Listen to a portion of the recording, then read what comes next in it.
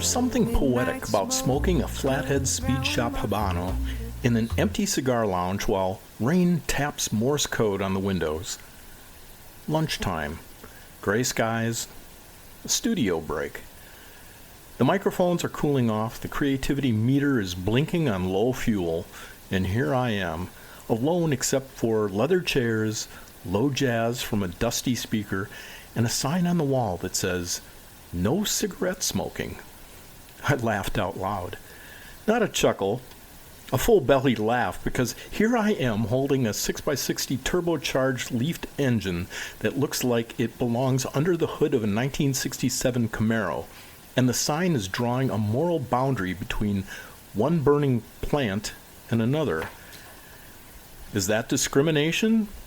Or just selective enforcement with better branding? Now, before anyone lights their torches, let's acknowledge the obvious. Cigarettes and cigars are different beasts. Different burn times, different inhalation habits, different chemistry, different cultural baggage. One is a drag racer, the other is a Sunday cruiser with a chrome rims and time to think. But the sign tickled my philosophical nerve because selective enforcement is one of those quiet little gremlins in society. It doesn't kick in the door. It doesn't make a lot of noise. It just sits there with a clipboard deciding who gets a pass and who gets a penalty. And that's where liberty starts itching. The Flathead Speed Shop Habano, by the way, is a glorious piece of engineering. Box press, dark, oily wrapper, notes of spice and leather. It tastes like a mechanic's handshake, firm, confident, slightly intimidating, but ultimately warm. This thing isn't subtle. It doesn't whisper, it revs. The first third is pepper and cedar, a little kick behind the eyeballs. It's the sort of cigar that clears the mental cobwebs left over from studio sessions and half-baked edits. Perfect for contemplating how laws are written but broadly applied narrowly. Selective enforcement is what happens when rules exist for everyone but consequences only exist for some. And that's a strange little animal. In theory, the rule book is neutral. In practice, humans enforce it, humans with biases, incentives, fatigue, politics, and sometimes a flair for the drama. That's not a conspiracy theory, that's anthropology. We are messy primates with clipboards. The no cigarette smoking sign is benign. It's likely a ventilation choice. It's probably a business decision. Cigarettes produce a sharper, more persistent odor. Customers who want to savor premium tobacco don't want a cloud of Marlboro blizzard crashing their tasting notes. Fair enough. But it's the principle that makes me grin, because once you zoom out, the same mechanism appears in bigger arenas. Regulations are written for public safety. Enforcement, however, often drifts toward convenience or optics. That's where libertarians start twitching like someone just lit a firework in a think tank. Selective enforcement undermines the rule of law because it replicates and replaces predictability with discretion, and discretion is the power's favorite toy. The scientific method teaches us something relevant here. A good experiment controls variables. It applies conditions. Consistency. If you heat water to 100 degrees Celsius at standard atmospheric pressure, it boils. It doesn't boil only for people with the right bumper sticker. When enforcement becomes selective, we're no longer running a clean experiment, we're stirring in politics, preference, and personality. Now, let's keep this light before anyone thinks I'm drafting a manifesto between puffs. The rain outside, empty lounge, leather chair creaking like it's narrating an old noir film. I'm halfway through this Habano, and the combustion line is razor sharp. The construction is solid, no soft spots, no canoeing. It burns more consistently than most municipal codes.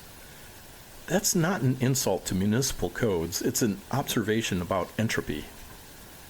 Free markets, when left reasonably alone, tend to correct themselves because incentives are aligned with feedback. Bad product, customers leave.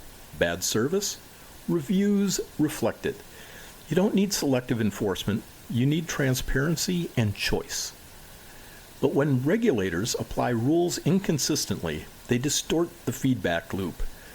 Businesses can't plan, entrepreneurs hesitate. Innovation slows because uncertainty is expensive. Uncertainty is the hidden tax. If one shop gets fined for a minor infraction, another gets a wink and a handshake, that's not justice. That's randomness wearing a uniform. And randomness makes investors nervous. Now back to the sign. Is banning cigarettes in a cigar lounge hypocrisy? Well, not necessarily. It could simply be brand positioning. If I open a steakhouse, I'm not obliged to serve tofu. That's not discrimination, that's culinary focus. Private property rights are the great equalizer in this debate. The owner sets the rules. You don't like them? You vote with your feet. That's not oppression, that's choice. The difference between private lounge saying no cigarettes and a centralized authority saying no tobacco at all anywhere because we said so is enormous. One is voluntary association, the other is coercion. Liberty hinges on that distinction. The Habano shifts into a middle third, the spice mellows, a creamy undertone emerges. A little cocoa? Yeah. It's like the cigar has decided to sit down and discuss macroeconomics calmly. The rain intensifies a bit outside. The lounge is still empty. I feel like the last philosopher in a nicotine monastery. Selective enforcement often creeps in when rules are too broad. If you criminalize everything, you empower discretion everywhere. Suddenly enforcement becomes a game of priorities. And priorities reflect values. If laws were fewer and clearer, focused on actual harm rather than lifestyle micromanagement, there would be less room for selective application. When everything is illegal, everyone is vulnerable. That is not a free society. That's a lottery with fines. The free market, flawed as it is, operates on consent. You choose your lounge, you choose your cigar, you choose your associations. No one is forcing you to light up a flathead the size of a tailpipe. Well, maybe your curiosity is. The hypocrisy I was laughing about isn't in this lounge.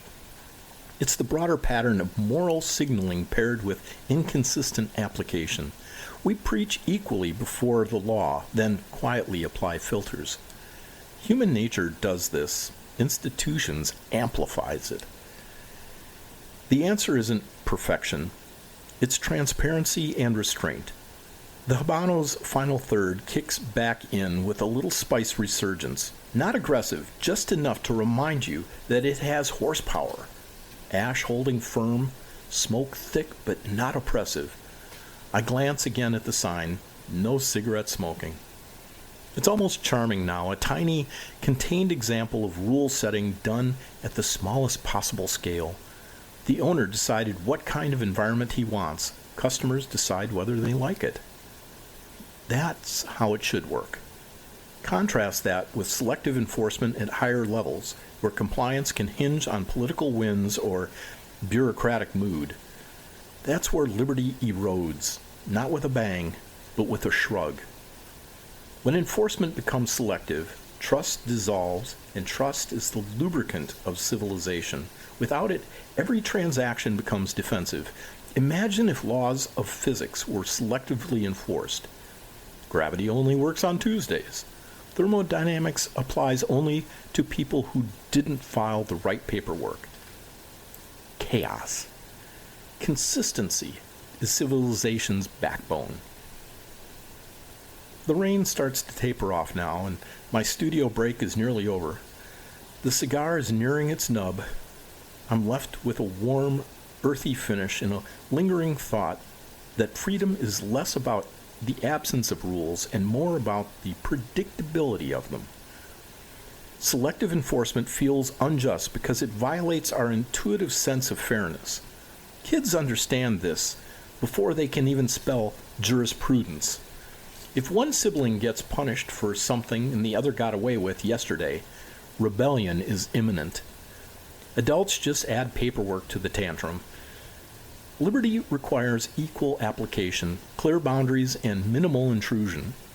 The more complex the rulebook, the more room there is for discretion, and discretion, while sometimes necessary, must be constrained. Otherwise, it becomes favoritism wearing a badge. I stub out the final inch of the Flathead Speed Shop Habano. It performed like a well-tuned engine, a consistent draw, balanced profile, no drama, a machine built from leaves and patience. The lounge remains empty, the sign remains on the wall, and the rain has softened to a whisper. And as I head back to the studio, I'm thinking this. In a world where enforcement can be selective, the real rebellion is consistency. Clear rules, even application, voluntary exchange, personal responsibility, and maybe, just maybe, a comfortable leather chair in a room that knows the difference between a cigarette and a cigar, not because a distant authority demanded it, but because the owner chose it. That's not discrimination. That's free market with good ventilation. This has been Liberty on Nicotine. Join us for the next episode.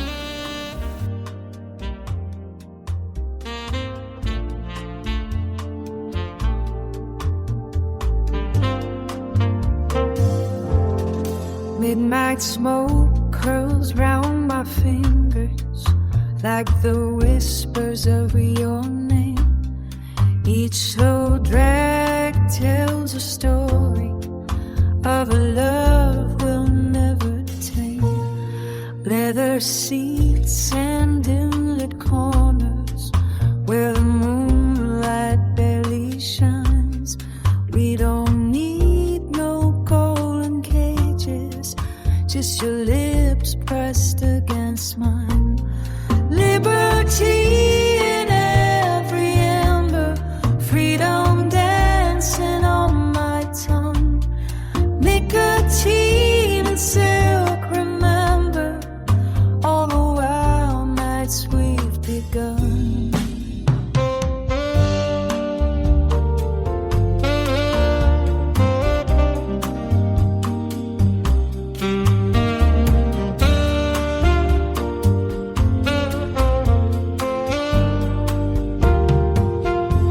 Havana nights and slow confession, written in and drifting haze.